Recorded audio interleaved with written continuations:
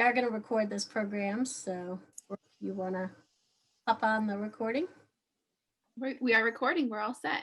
Okay, well, welcome everyone. I am Catherine Wygant Fawcett, the Executive Director of the Institute for Family-Owned Business.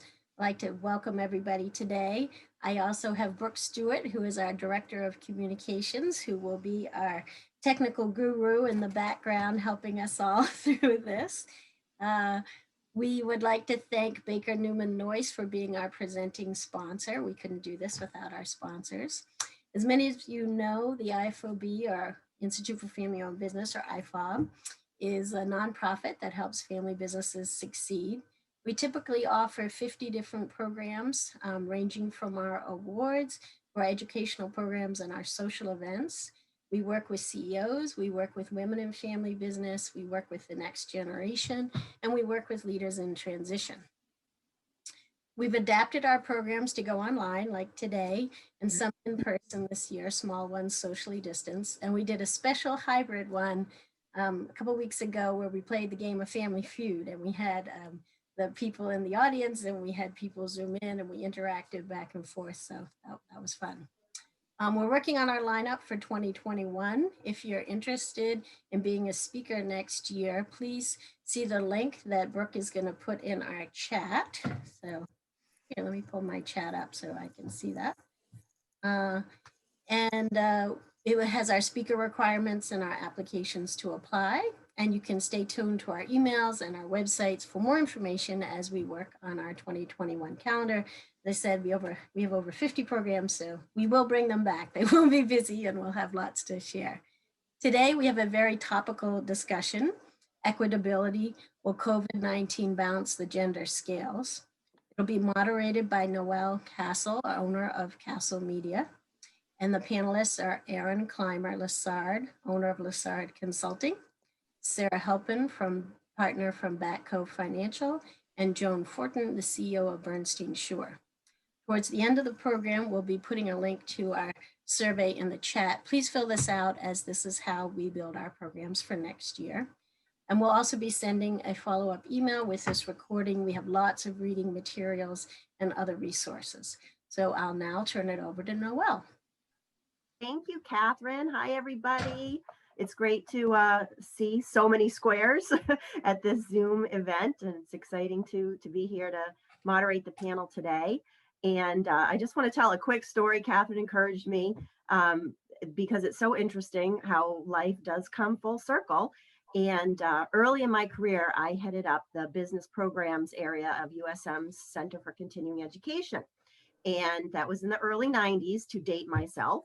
And during that time, Ralph Strazzero joined our team, and with an idea to start a center for family-owned businesses.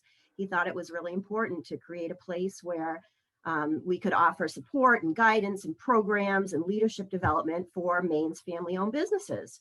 And so I worked really closely with him as the Institute for Family-Owned Business was born, and even taught the first couple of programs with him. So here I am back today to in a little bit of a different role to moderate. So it's exciting to be still involved with a great organization that's stood the test of time. So I will be moderating. I'll be asking a set of prepared questions that we have for our panelists. We are going to hold off our question and answers until the end. We have set aside a block of time for that. So we hope to get to your questions, and if you can please, as you have them, please do submit them in the chat feature, and Catherine and Brooke will be keeping track of those so we can attend to those when we're done about 50 minutes or so of our panel. And we'll also take some raised hands at that time if we have time permitting. And then following the panel, we'll have a quick stretch break to stretch, and but feel free to grab a beer or a wine or a cup of tea and come back. Please come back, because we have a full 2-hour program planned of really great and valuable content. So come back after the break and stay with us for some breakout groups and some more digging deeper discussion on this really timely and important topic. So we have a panel, as Catherine introduced, of 3 I think very impressive business women in our community, with representing a breadth of experiences in both life and career. and we're excited to hear what they have to say. What we all have in common as women and as everyone, is the challenge of gender equality, and that evolving 2 steps forward, 2 steps back, however it ends up being. So the question we have today is, how is COVID-19 impacting the gender scales? How is it having an effect on gender equality? Is it making it better? Are we making strides in the right directions, or are we, getting set back? So some very, very important conversations here in the next couple of hours. So let's kick us off. I'm going to actually pick on Sarah first. Sarah has some great stories, and so we wanted her to lead us off with sharing. Sarah, tell us a little more about your personal experience with gender inequality as we start off. Thanks, Noelle. So in 1996, I was working as a sales assistant at an investment firm, and I was denied entry to the financial advisor training program. During the same time, 2 guys were hired into the office with no previous experience, and they entered the financial advisor training and started the first step, which is studying for the Series 7 registered rep licenses. Now, I was told if I got my licenses in my own time, the manager would reconsider. My 2 children were under the age of 4. My husband worked shifts as a police officer, and we decided together that it was worth the commitment to advance my career. So I hired a babysitter and started studying. I passed the exams and got my licenses. And when I asked the branch manager about entry into the financial advisor training, he said he'd hoped that I'd want to focus on my family versus my career, but that he would come up with an easier training path instead of the formal company financial advisor training program with title. The easier path required, the idea was that I would be supporting to build the business of a mail broker in the office. So at the time I felt I had limited options, and I accepted this and started along that path. Now, nationally, this wasn't just happening to me. At the largest Wall Street firms, women were adding their names to lawsuits alleging that they were systematically excluded from higher pay broker opportunities, and that they worked in a toxic atmosphere. And due to these lawsuits, hiring policy changes were immediately implemented at a large Wall Street firm. They set hiring quotas, and they implemented recruitment bonuses to managers to increase the hiring of women. And I saw this as my foot in the door opportunity.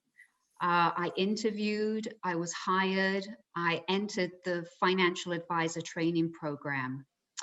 And that was over 24 years ago. And from my personal experience, I can full-heartedly say that eliminating barriers and providing equal opportunities for women is not only good for women, it's good for their families and their communities, and it's good for business, and it's good for the economy. Thank you, Sarah. Yeah, so that was beginning years ago in your career, and then here we are today and still struggling with some of those issues. And so let's take our next question to the whole panel, and I'm going to begin with Joan Fortin, and the question that we're going to look to is, how has the pandemic impacted gender equality in the workplace? So are we seeing any shifts and changes in gender equality in the workplace? Thank you, Noelle. First, I have to confess that I was asked a similar question last spring, and I got it entirely wrong. I really thought when we all went home, and I have lots of male and female colleagues who are working from home, male and female colleagues who are homeschooling their children and trying to balance work and home. And I thought, wow, maybe this pandemic is going to be the great equalizer. Well, it turns out not so. The research that I'm seeing out of both the UK and the US is indicating that it is not an equalizer, and it is setting, the pandemic is proving to set women back. Some are saying that it could be decades. Last fall, the McKinsey and Company came out and Lean In came out with the 2020 Women in the Workplace report. And that report stated a staggering 1 in 4 women working today are considering taking a leave of absence or leaving the workforce entirely. And that equates to 2 million women in the workforce right now who are considering leaving or stepping back significantly. I want to just take a second and say why that matters. Research has also shown that women, companies with women well represented at the top are 50% more likely to have better financial outcomes as a company. The other thing that's interesting to keep in mind is if women drop back, we not only lose those women leaders who are here now, we lose our pipeline of women leaders. So there's a long-term impact. And in terms of long-term fiscal impact, the Harvard Business Review talked about this data from McKinsey and Company and said that they projected out 10 years to 2030. And if women drop out of the workforce at the rate that we're currently seeing and expecting because of the pandemic, if nothing is done to stem that or turn that around, we can expect $1 trillion lower global GDP in 10 years. So I could go on, but I'll stop and allow other people to jump in with their observations. Wow. Wow. Thank you, Joan. Those are some staggering statistics and information to get our brains wrapped around this. So thank you. Erin, can I have you jump in on the same question, the pandemic impact on gender equality in the workplace? Yeah, it's interesting from a executive coaching perspective. So I work with a lot of people in leadership roles in companies. And honestly, I would say men and women who are both working parents both express distress. So the distress is equal in terms of feeling overwhelmed, especially when everyone was home last spring. What I'm seeing in a lot of my male clients who maybe traditionally didn't take on as much of the kind of house management responsibility, they're in it more now. They see more. There's a little bit of discomfort at recognizing some of the discrepancy there. And collectively, the families with 2 working parents are feeling stressed collectively. So this isn't just how we're failing women, it's how we're failing families, and the social structure that we rely on was kind of thin to begin with, and it's cracked. And when families are trying to figure out how do we make this tenable, how do we deal with our competing schedules and the homeschooling, Joan shared the crazy statistics and what's happening. The women are the ones who are taking the hit for the family and stepping out. So it's a shared crisis, and women are taking the hit on it. Sarah, what are you seeing for any changes or shifts? What's your experience? So economists have really found that this particular recession is hitting women harder. And the pandemic has hit women business owners and service jobs. So if you think restaurants, hotels, fitness studios, retail, and so on, where full-time and part-time jobs are disproportionately done by women.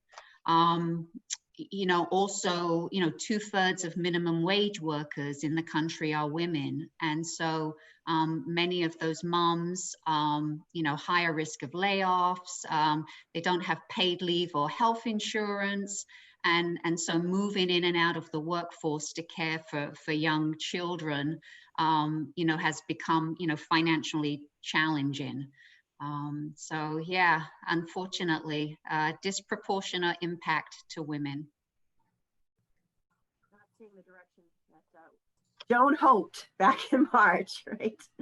All right, so let's go to our next question is, how do you think women as leaders are impacting the workplace during this pandemic? And Joan, would you share your thoughts on that with us?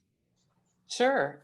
Last time I started with how I got it wrong. I'll start with this one. I got closer to right in that I have for a while now described my leadership style as embracing the tenets of servant leadership and compassionate leadership. And for the first time, I've been watching leadership for a long time. For the first time ever, starting with the pandemic, I'm hearing a lot about compassion, empathy, and communication, and how critical that is to steering an organization through a crisis. And the pandemic is really the biggest crisis any of us have worked through. There was a really interesting article last summer that I enjoyed reading about with the looking at the countries with the best COVID outcomes tended to be led by women. And then in preparing for today, I actually found a research article that dug into that a little bit more to see if that's actually true. And they did, that research article did find a statistical result that women were systemically, and that COVID outcomes were systemically and significantly better in countries led by women. And instead of focusing on empathy and compassion, interestingly, they said that women tend to be somewhat more risk adverse. And when it came to loss of life, women tend to be less risk adverse in terms of losing life and were quicker to take decisive action. But then also talked about the empathy that comes out in those leaders. And then also the other thing that they noted is that those leadership structures tend to demonstrate more of a willingness to have other voices at the table. So as opposed to a very homogenous set of leaders, when you tend to have a female leader, because female leaders are still unusual at the top, they tend to listen to a wider and more diverse set of leaders. So then there are, of course, articles that take that and turn it on the corporate world and looked at some female CEOs. And not surprisingly, some of those same tendencies came out that, and I always have to give the caveat that we're talking about gross generalizations, of course. There's not a female leadership style and a male leadership style, but women leaders do tend to show emotion and vulnerability more, which tends to be good for communication and bonding within an organization. And they, the empathy comes out in the articles as well. So showing emotion and showing empathy and being risk adverse in terms of saving lives, that's shown up in the corporate world as well. Okay, great. All right, thank you. We're going to shift a little bit in terms of, we're going to drill down now more with our questions into some of the categories or specific areas that are impacted by equality, pay, family, home life, stress and balance and things. So our next question is going to go out to all the panel as well in terms of, are women being expected to work more hours during the pandemic? With greater options for working at home and working remotely, is there a cultural shift happening in terms of individuals being able to balance better, or are we actually working more during the pandemic? And Erin, can you head us up with that, please? So the McKinsey study that Joan referenced has a lot of great information on this as well. And it's not surprising. We already know about the second shift that working parents deal with. You have your job and then you have parenting, and they're two jobs. And that second shift tends to fall more heavily on women. So that was our baseline to start with. And then we add COVID and remote working, and working mothers are 1.5 times more likely to have an additional 3 to 4 hours of home-specific work on their plate, on top of what was already the second shift. So they're 4 times more likely to be the ones to step out and handle remote learning if they have kids at home doing that. And what I find in my clients is the flexibility that organizations are offering, which is critical, super important, but it means that they're logging on early, they're doing some school stuff, they're doing some work, they're sort of back and forth, and then they're logging on, staying logged on late. So where the second shift used to have some boundaries, like pre-shift, go to work, post-shift. Now it's all fluid and there's no break, and it's exhausting. And even it's not like some women in the organization experience it more, it's up to the senior ranks. Senior women experience this and are the same 1.5 times more likely to have the additional work and be considering leaving. Blurred lines aren't necessarily helpful. Sarah, how do you weigh in on this, and specifically in terms of, is there a cultural shift with salaried individuals? Are women expected to just work till the job is done regardless? What do you think on that impact with the work at home schedules? Sure.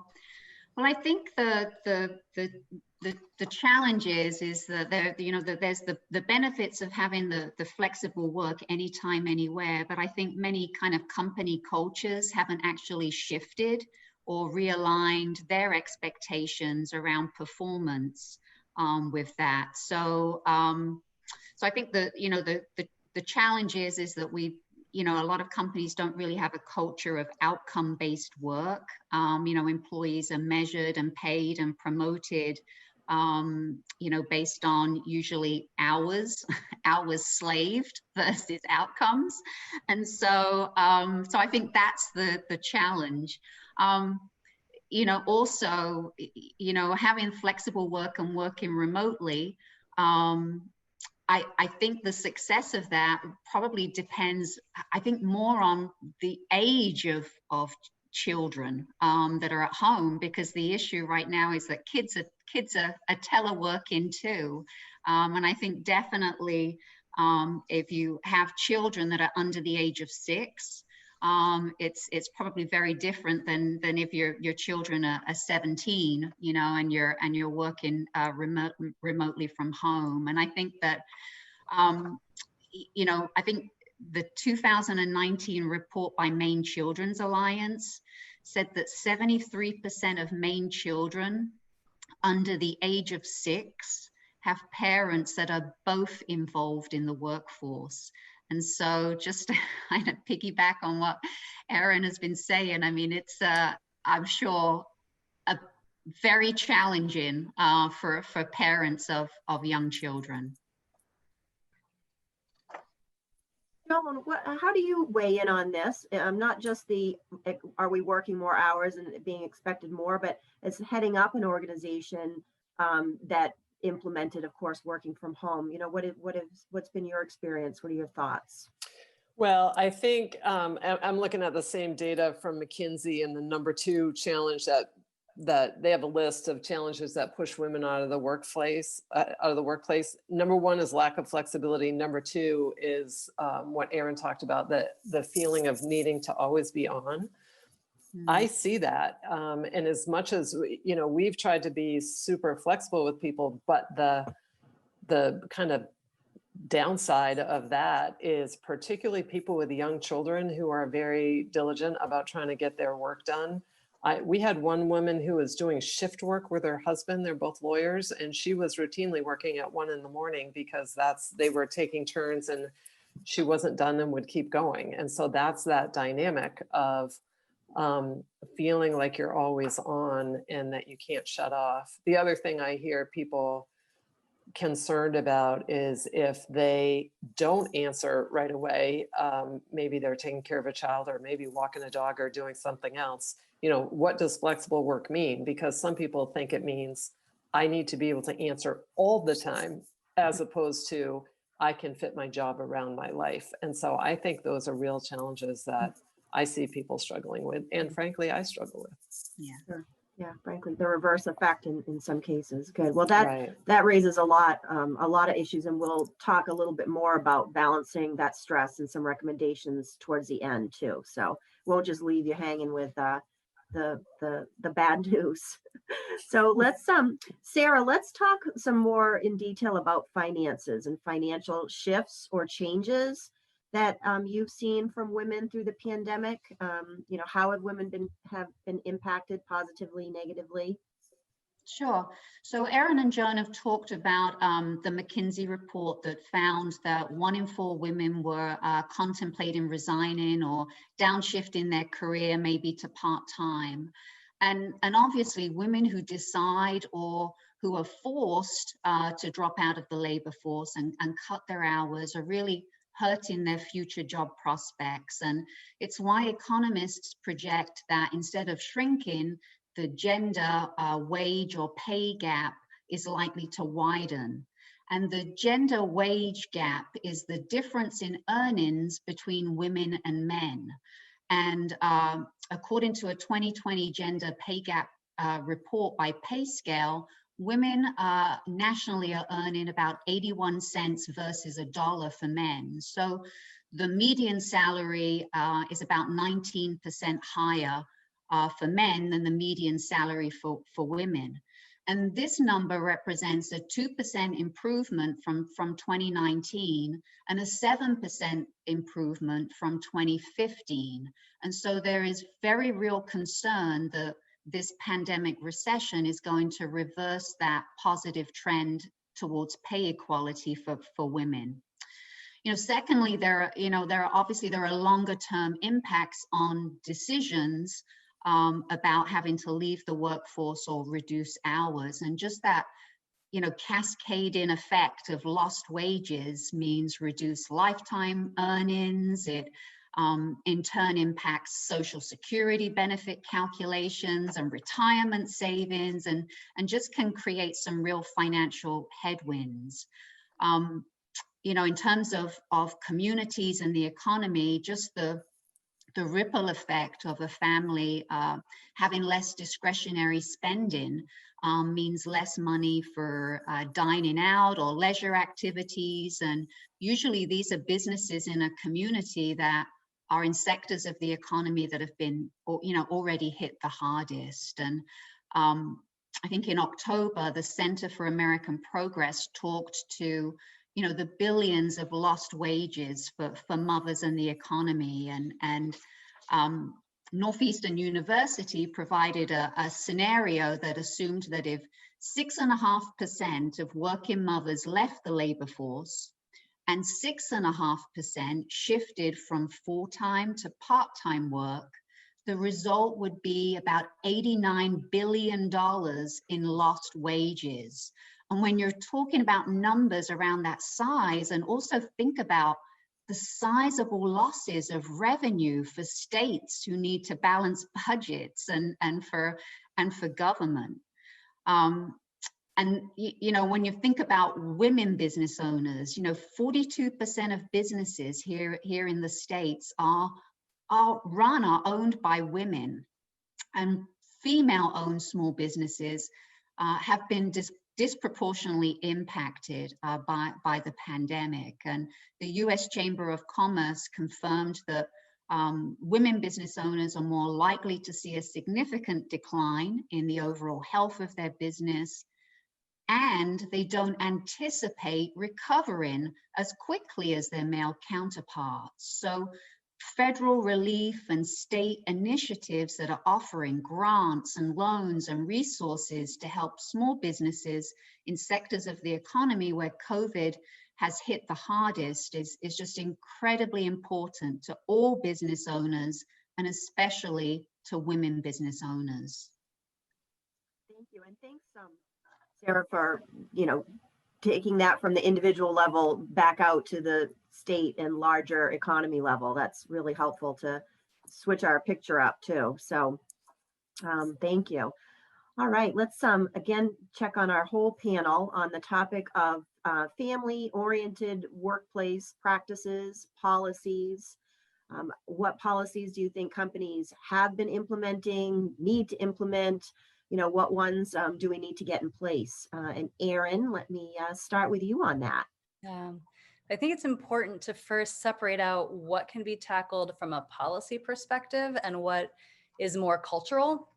When we think about what we've learned from diversity, equity, and inclusion work, we know that the organizational stance and the policies are critical, and the organization needs to set a tone, but inclusion can't be implemented from a policy perspective. It's inclusion is what people do and how people behave. So if we want to create organizations where families are supported, where working families are supported and working parents are supported, we need to understand what that looks like culturally in our organizations. And that's has much more to do with how leaders behave than policy. So we need to look at both. From a policy perspective, some simple things that I've heard from some labor economists have to do with thinking about returnships. So we have internship programs. What does it look like to create a program specific for people who are re-entering the workforce after absence? And that would be beneficial for now, but for mothers who've left the workforce in general.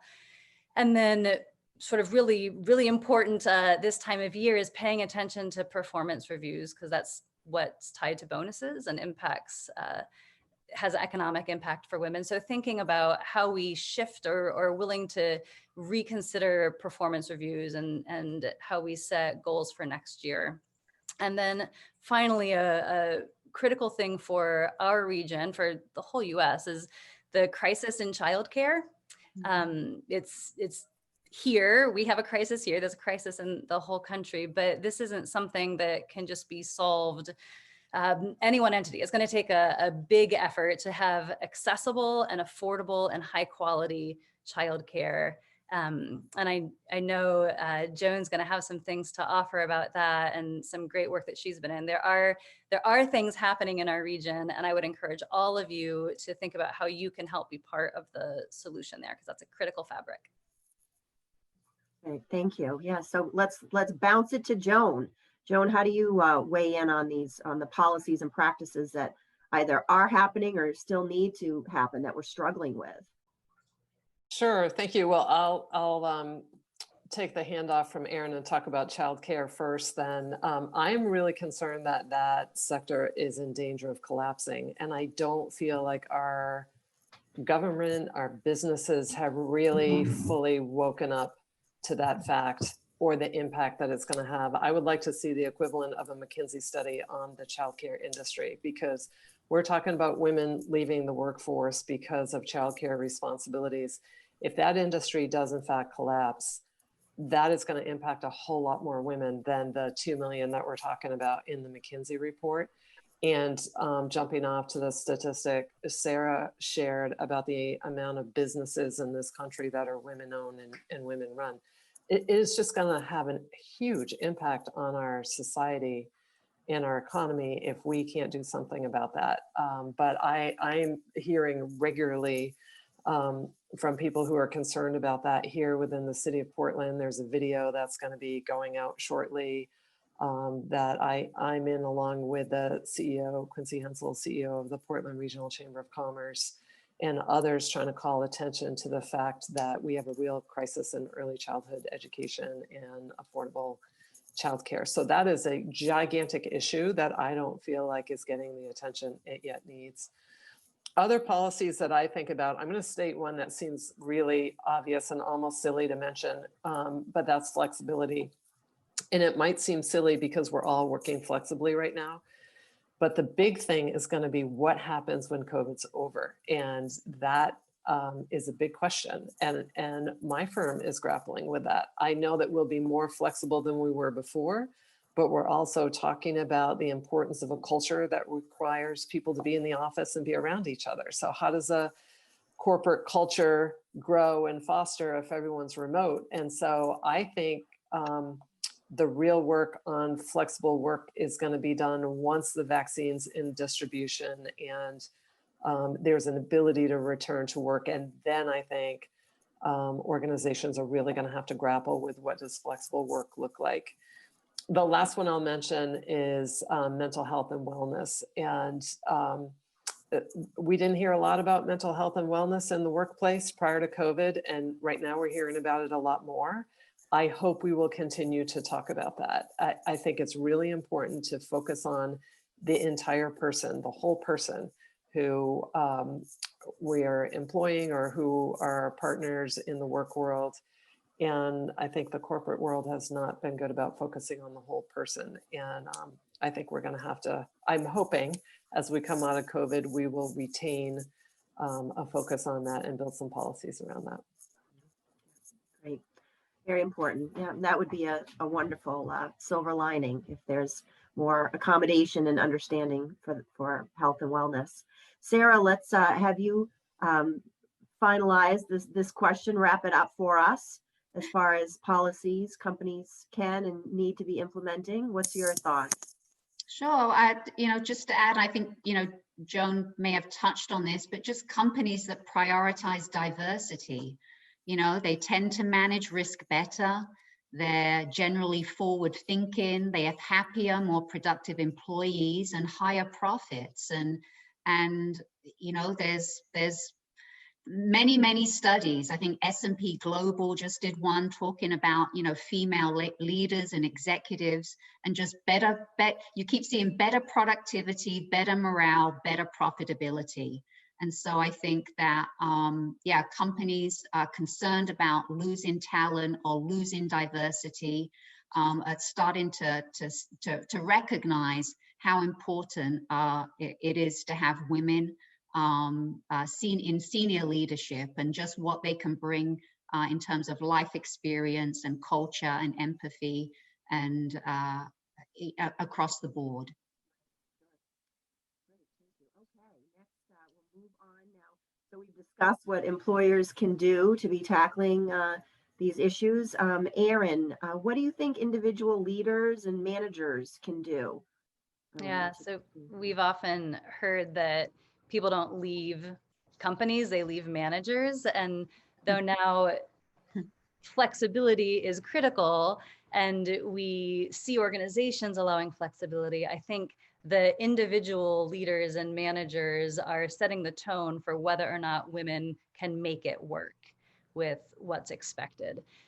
And as I mentioned with the cultural thing, early on when COVID first hit, there was a lot of let's help everyone know how to manage remotely and how to have more empathy and care for people. And that was wonderful. And then everything kind of flatlined. And now people are just sort of waiting for it to be over. And it's not over. It's not over anytime soon. So we need to think about how we help leaders and managers make this work. And a couple of critical things that I see. One is what Joan mentioned earlier, is the power of empathy. And, we've been hearing about and talking about emotional intelligence. I saw today that today is the 25th anniversary for the publication of the first book on emotional intelligence. So it's been around a long time, but it's only been, I would say, maybe the last 10 years that people are really talking about it. Mm-hmm. And empathy, of course, is a critical piece of it.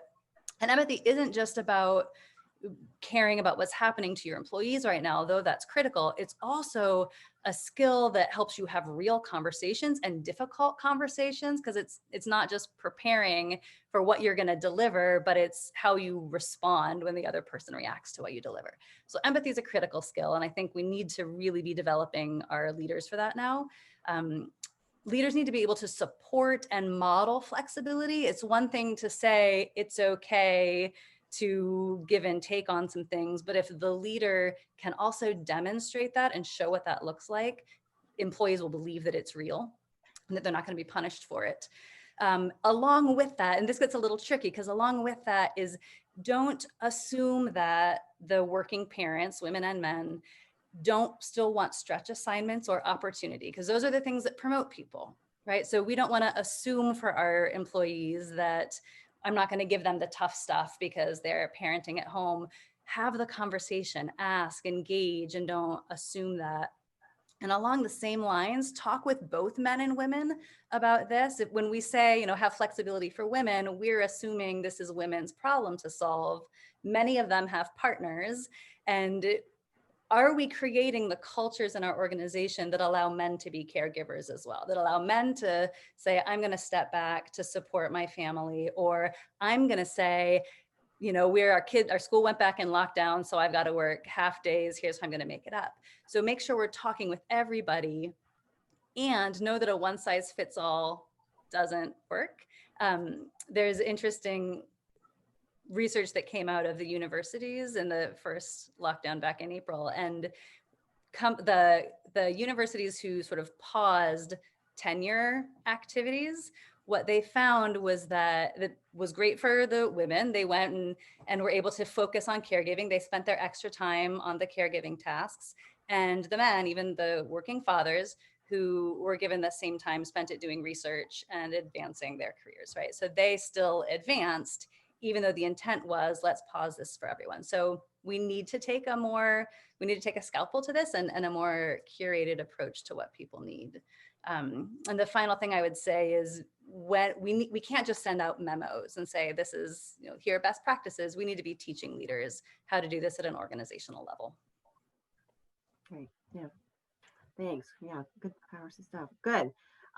So we talked a lot of course comes up with ultimately impacting finances, the strength and stability of individuals, how it boils down to the greater organization and its growth, and then of course our economic impact.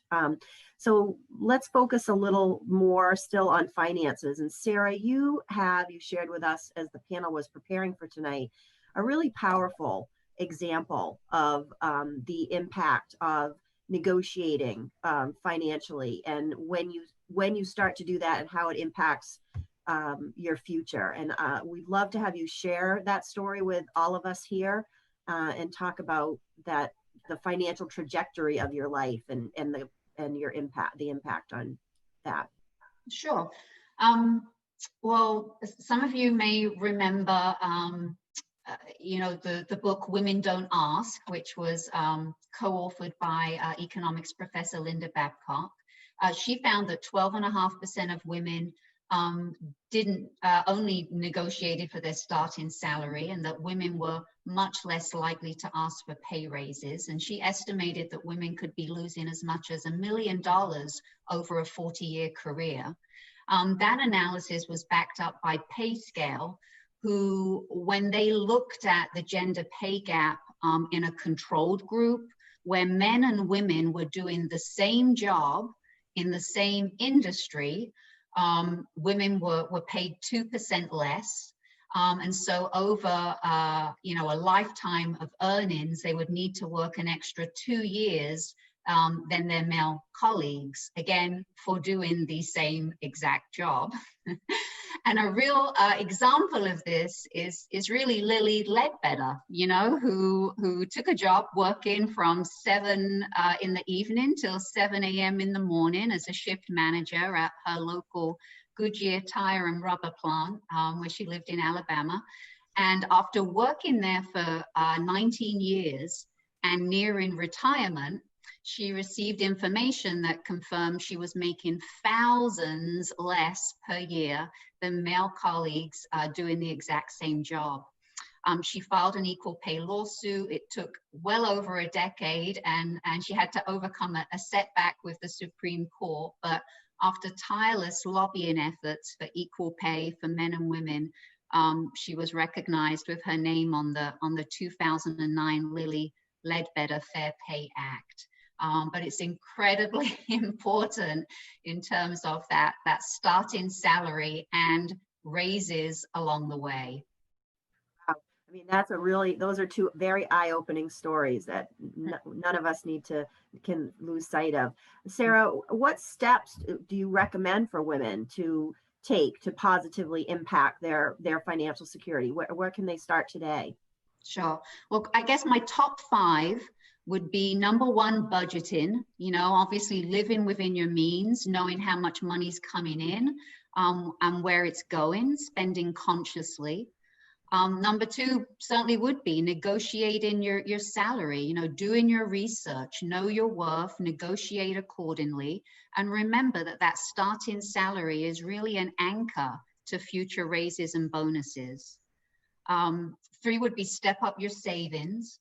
And think of savings as paying yourself first. You deserve to pay yourself first before you pay your bills and pay everybody else. 4 would be financial education. Seek out ways to become more knowledgeable and get comfortable talking about money. And then lastly, have a retirement plan. Retirement is going to be the biggest financial decision you're going to make in your life. And ultimately, we can all retire when we can afford to retire. So complete the steps that can increase your chances of success and calculate how much you're going to need to retire. Joan, what steps can employers take to level the playing field for women and safeguard their financial future from an employer standpoint? Thanks, Noelle. I think it's important for employers to be conscious about trying to do the right thing in this area, because there's such a vast difference in negotiating power when someone is applying for a job. I do want to just comment and say, you know, the cases that we hear about, like the Lily Ledbetter case, there are clearly really bad actors out there, but there are also a lot of people who are not, and pay disparities get perpetuated over time, not intentionally. So one thing that a lot of employers do is when they hire someone, they ask what their last salary was and try to give them a raise. If you don't know this already, that is now illegal in Maine. You can't ask for someone's prior salary. But I will tell you that that's what I used to do, because that's what I was told how you do it.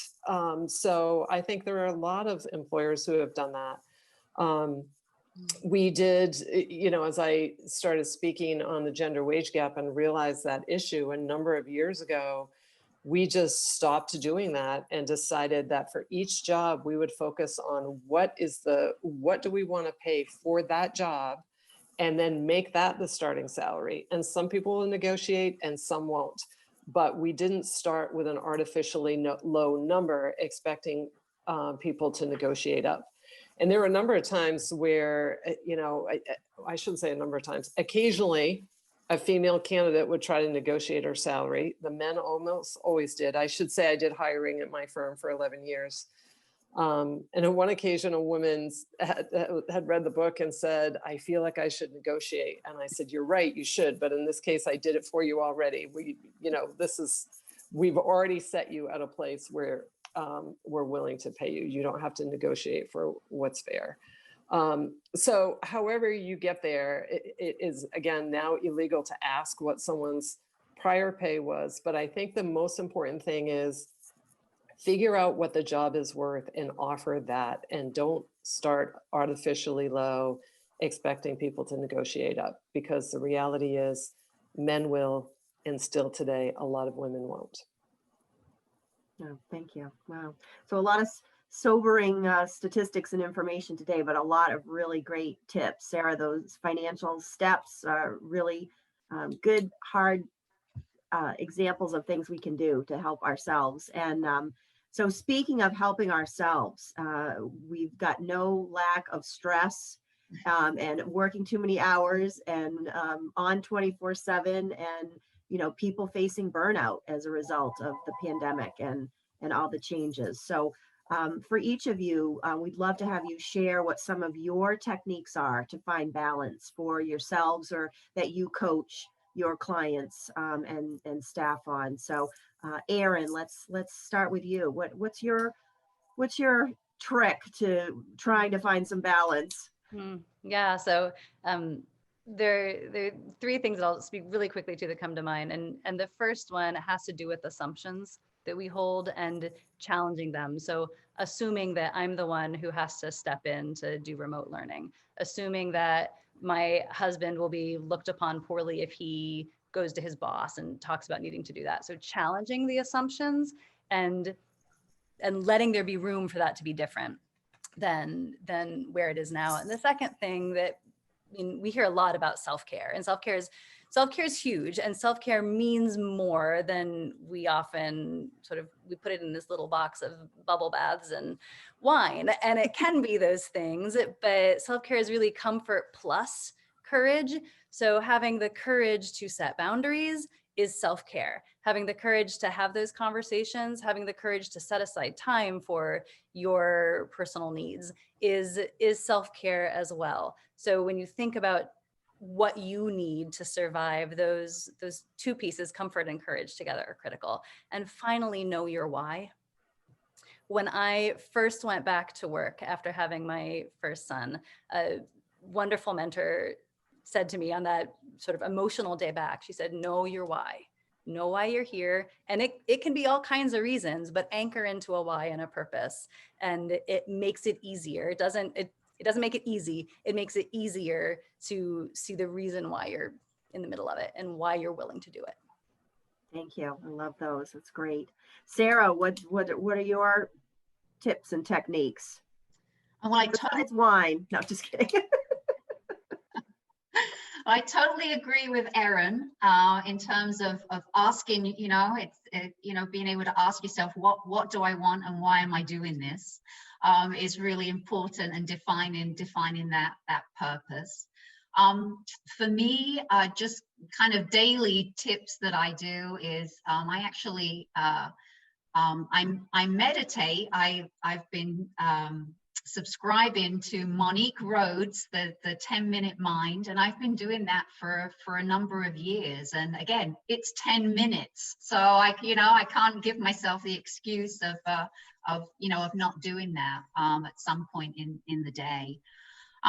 One of the books that I have that I constantly refer to, and I have my kind of the CDs in my car, is, the 4 Agreements, Don Miguel Ruiz. And, I often refer to that if I feel that I'm getting a little stressed, and it just kind of helps to center me to go over those agreements. And it kind of helps. I've never had work with balance. I don't know if any of us truly do have work with balance, but it's work. I've always said it's work with fit. I work with fit, and basically I do the best I can in that moment. And and you just kind of have to realize that doing your best is going to be different depending on how you're feeling that day or what the circumstances are. And then I'm just kind of big in terms of getting outside. And so a lot over the past couple of months, I've been borrowing my son's dog and going for long walks. But that's what I've just been trying to do is to get outside into nature. Dogs are great for that because they always want to go out. They always want to go do things. Yeah. That's great. Thank you. Dog enough, so. Joan, what's your secret weapon? Well, I'm going to answer a little differently and share something that we did at my firm that we're going to share with all of you. And that is early on, kind of in the height of the panic when we were all moving remote and trying to figure out how to make this work. I started hearing about different people who had different strategies that they were using. Some were using apps for this or that and doing different things. And we kind of went in overdrive to try to figure out how to support our people emotionally and otherwise through this transition. And so we decided to do a survey, a firm-wide survey, and we asked people to share apps and resources, free or low cost apps that they were using to take care of themselves. And then we separated them by category and we created a 1-page list with hot links. And we've got, they're separated. So it's I think we call it a health and wellness resource list. And it has exercise apps, mindfulness, spirituality, healthy eating. I'm trying to think if there's any other categories, but that was a big hit. And it was just really nice because it came from within. People were sharing their own tips, and we've shared that with others, and we're going to share it with all of you. That Sarah, is an I have to amazing, tell you.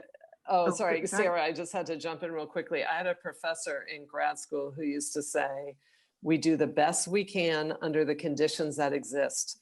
And I will tell you that since the pandemic hit, I have reminded myself of that many times. Yes, that's a good reminder. And I will say that resource is phenomenal. And we have a lot of resources we will share with all the participants of this event tonight. And that will be one of them. And definitely take the time to check out these resources and check out that pamphlet specifically for sure from Joan's employer company, because it's got great things. And it was such an inclusive project. I think that's another reason why it was so powerful and so great. And I just want to share really quickly, because it's really impacted my stress and my level, is I do something the very end and the very beginning of every day, which is just to take a couple of minutes. And I personally write them down because I'm a journaler, but you don't have to. And just think of, 3 things that went well today, and or that, I wish I had done differently, not from a judgment, just to be aware. And then, in the morning, I set 3 intentions for the day, and it could be just, I'm definitely getting outside at noontime if I've been a few days feeling closed in. Things like that. And I've just found it's, it takes no more than 5 minutes each time. And it's really helped me beat up less on myself, but set, some accountability at the same time for myself. So, well, we've covered so much great stuff, and we have more still to talk about, but let's wrap up our formal panel here, and we'll do this fairly quickly, just each go around and let's end on a high note. What are some silver linings that you see coming out of this pandemic? What have you seen that, you think has been a good thing that's might be turning things around? And, what do you think 2021 might look like for gender equality in the workplace? Where are we headed? Let's just go quickly around. And Joan, can you start us off? Sure. This will be kind of a recap of the stuff I've already talked about. I am really heartened by the amount of compassion and empathy I'm seeing in the workplace, and I'm hearing in leaders and hearing about leadership. And I think that is something that is likely to stay with us. And I think that is a huge silver lining coming out of this. I'm really excited about that. And the other one I've talked about now a couple of times is remote work and flexibility. I just think it's really critical that we open up our minds about how to work and think about new ways of doing it that are more inclusive. So by being more flexible and being more open to remote work, in Maine, we struggle with diversity. Here, some employers say we're a white state. Well, if you can take workers from anywhere in the country, that argument starts to fall flat. So I think that the flexibility in remote working is a huge silver lining. And overall, I'm very optimistic. I take seriously the reports that we see in McKinsey and other places about the impact this is having on women. But I'm very optimistic about the vaccines that are coming out. And I'm hoping that midway through 2021, we are in a whole new world, and I hope we will have taken these positive lessons with us, and that we will have more humane workplaces that'll be more welcoming to all of us, men and women. Well, very well said. Thank you. Sarah, what are your thoughts? What's the silver lining you see in the future for 2021? Well, I think clearly many business owners have become used to pivoting, and I think that certainly in times of crisis, there are opportunities to innovate. I think, certainly as a business owner, to think about, extending partnerships. And there's a lot of support out there. I think, I've certainly been on email distribution lists from places like SCORE, that have, amazing support resources for small business and entrepreneurs and mentors and webinars and workshops. And I think, I think there's a lot of resources out there for people to reinvent and recreate themselves as well, and their businesses. So that's what I'm positive about. I like it. Erin, what do you? I'm heartened by these conversations and how much airtime this topic is getting, how many articles there are about what's happening with women in the workplace. And I'm hopeful that organizations are listening and willing to do, and they see the risk to their pipelines and what it means for the future, and willing to do the work to take on some of these bigger systemic issues that aren't easy and that require partnerships and deeper work. And I'm hopeful that that will happen as a result of this. I myself, with working with a lot of different businesses, boy, this has been no time for complacency. That's for sure. The pandemic has kicked everybody off their comfort stool, and they've had to figure it out or try to. And it's been impressive how businesses have pivoted, as you said, Sarah, and you know, how valuable our networks and our connections that we have with people are, I think has really stood out to me during these last several months of being grateful for the connections that I have and reconnecting with those people, because relationships are what are going to get us through this. So great. Well, speaking of pivoting, so we've reached the end of our formal panel questions. So as I mentioned before, we're going to take just a quick break so we can set up breakout rooms and things. So it's 5:05 now. Let's just take, 5-7 minutes, stretch your legs, get a beverage, but please do come back and, please do come back so that we can gather together. Yes, Catherine, We also were going to do a little quick Q&A before oh, we I'm sorry. break. So, Some moderator I am. yeah, so I'm like, hello. So we haven't had Sorry. any questions come into the chat. So if anybody would like to send us any questions into the chat, we'd like to do that. You can also unmute yourself and take your video off if you want to ask the questions. And Yes, please. kind of like I did. Or if people are comfortable, we can unmute and unvideo everybody and we can all come in. But I think maybe it'd be a little easier if someone has a question to come on. And then we'll go to break and we can grab a drink and come back and we can go into break. Thank you, Catherine. I apologize. So No worries, no worries. keep me on task. So yes, any questions, folks, please. So I'm not seeing anything in the chat. So Okay. We'll anybody? give a couple more seconds if you need a minute to a few seconds to unmute yourself and show us your video or speak up. Anybody?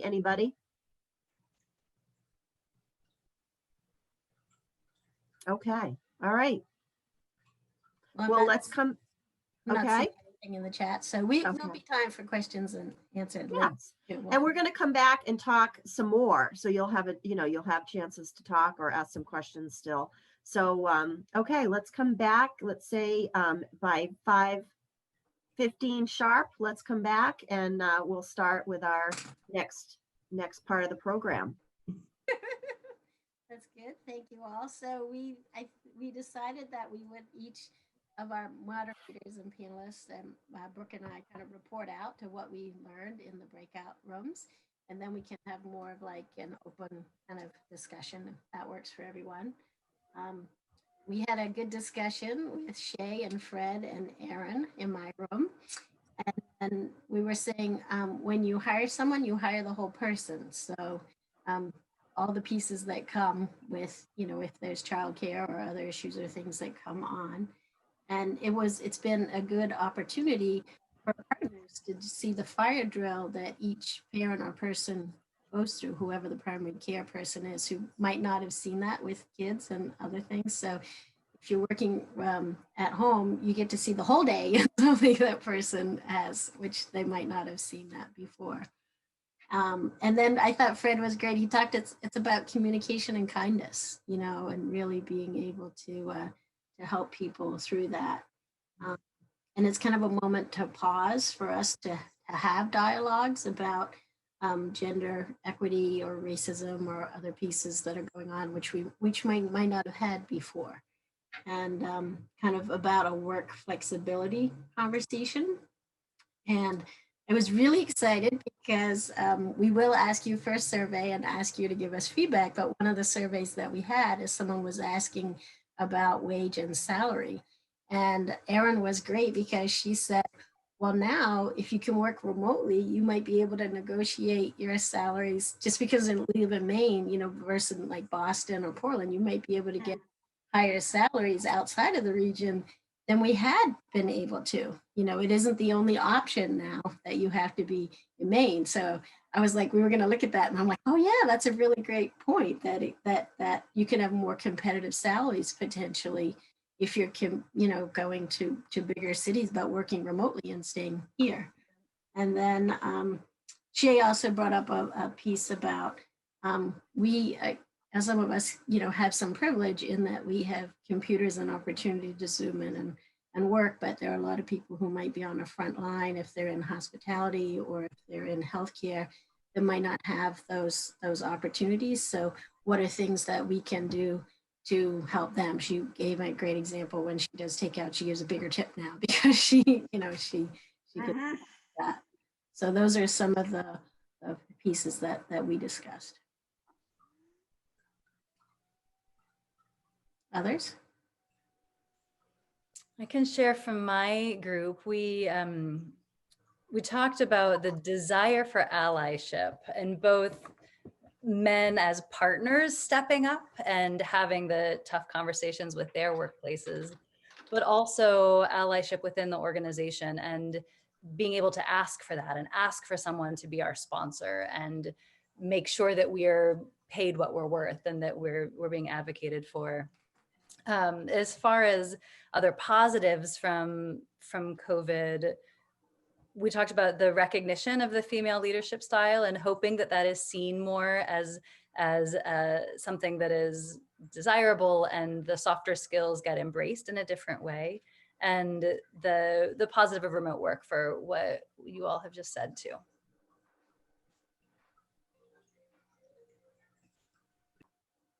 Noelle, we can't hear you if you're. Sarah and I were in the same room. Sarah, I don't know if you want to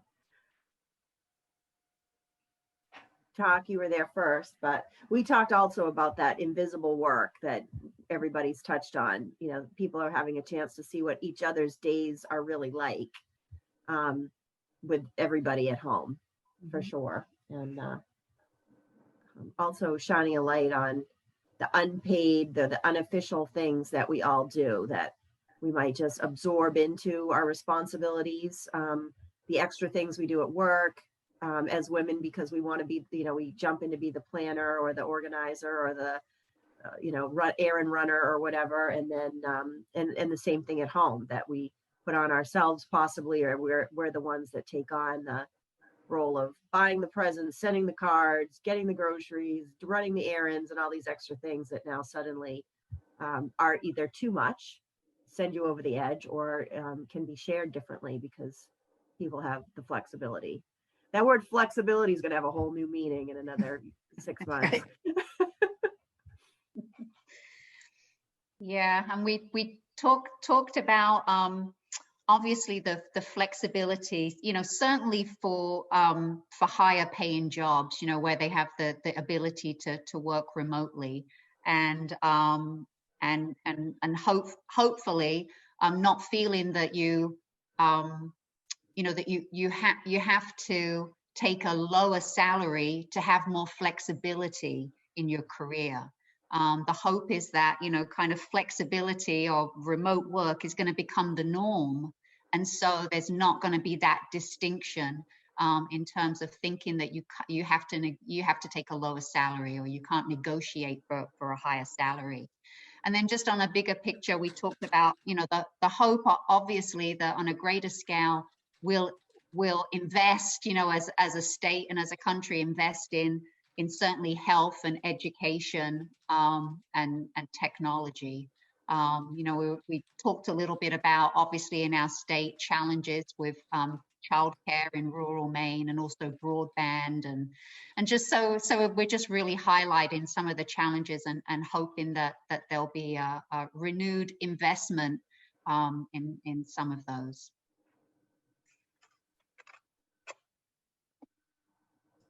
So in our little room 3, it was a diverse group, and it was an interesting conversation. So Words at Work started 28 years ago this month because my boss could not figure out how to downsize my job or hire help so that I could work a mere 40 hours.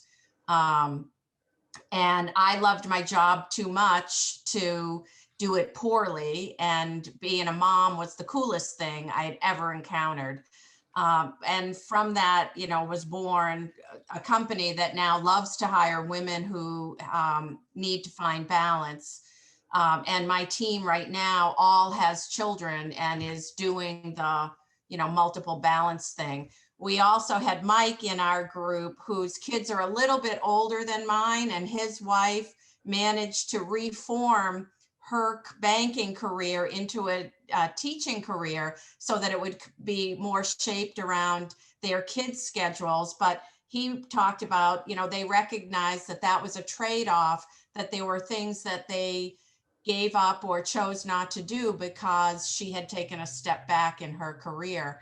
But he's now got 3 professionals as children living on the West Coast, living the high life because of the example that their parents set for them.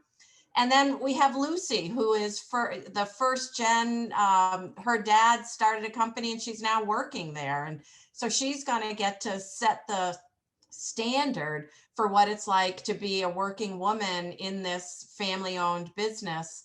And she made a very interesting point, which was like, she thinks that the gender issue was bigger before the pandemic, but the pandemic kind of just shined a light on it in a new way. And I really thought that was interesting to me, because I thought we had kind of crossed that bridge, because I really feel like the men in their 20s and 30s really are taking a much more active role in the raising of their children from the get-go. So we had, I thought, a very, very interesting, multifaceted conversation. Unfortunately, Megan couldn't chime in because she has audio issues. But I'd love to hear what her opinion was if we could get her back somehow, sometime.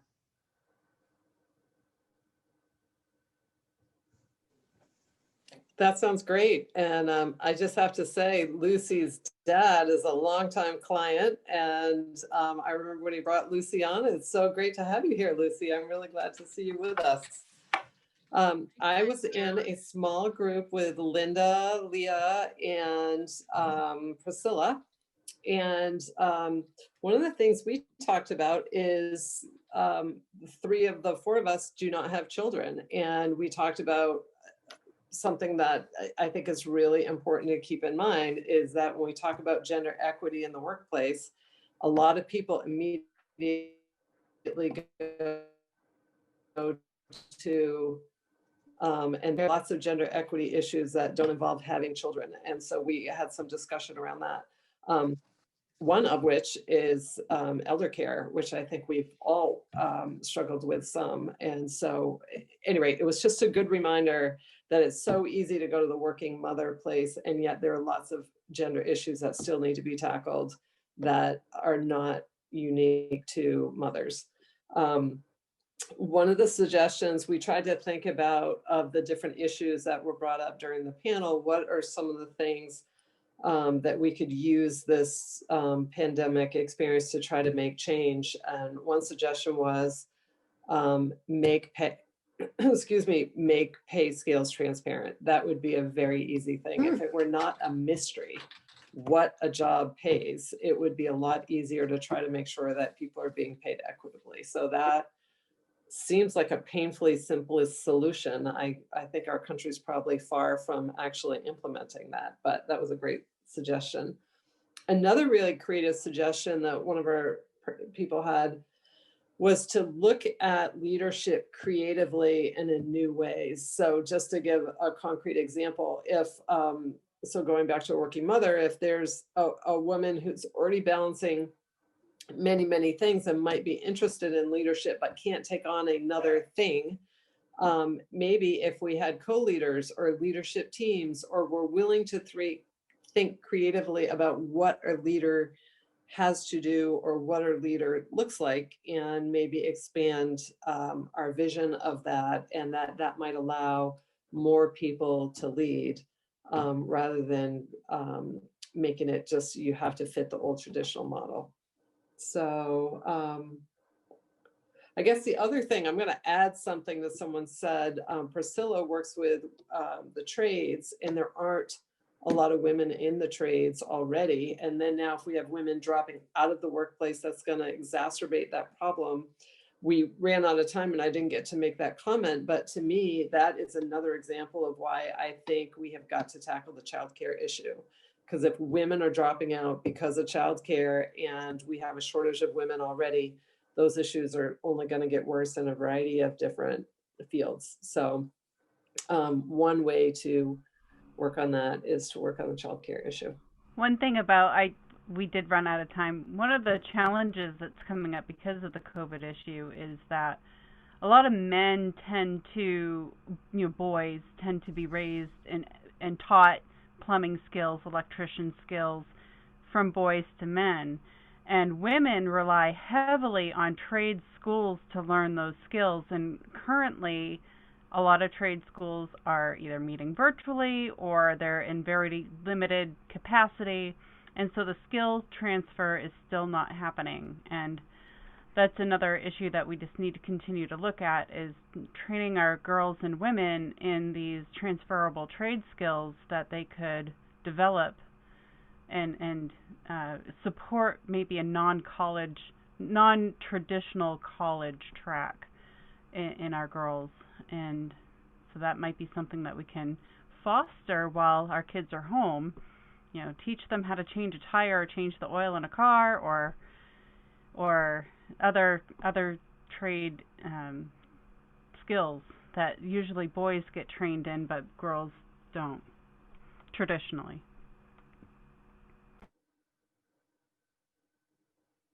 I like that. That's really good points.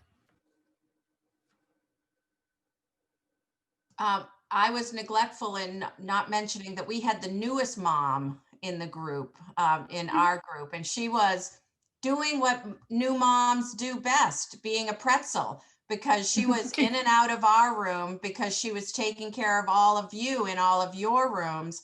She was juggling the baby, juggling her husband coming to get the baby because there was no internet at the house. And of course, she was committed to this group. So she had to find another place to find Wi-Fi. Now, as a self-employed woman who raised my 2 kids while doing that, I can so relate to that. And Brooke, I'm going to tell you now, honey, that's day 1 or day 25 of the next 18 years.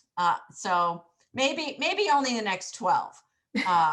But welcome to the club, and you did a great job. Yes, thank you. Thank you, Brooke. For moving us all around and being our technical support. And anybody have any final thoughts? We open up the floor. Well, we want to thank you all very much for coming to our program today. Brooke will be putting the survey link in our chat, and we really appreciate your thoughts. As I said, that helps us plan our programs for next year. We'll also be sending the follow-up email with the recording and the additional resources and lots of reading. Thank you to our speakers. Thank you to our sponsor, Bacon Nurman Noyce, and all of you for attending.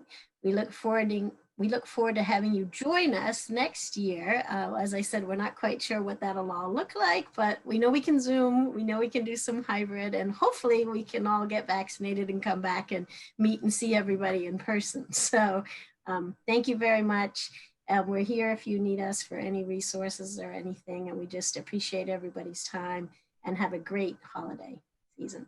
Thank you. Thank you, Catherine. Thank you, Brooke. Bye, everybody. Thank you. Thank you, guys. Thank you, everybody.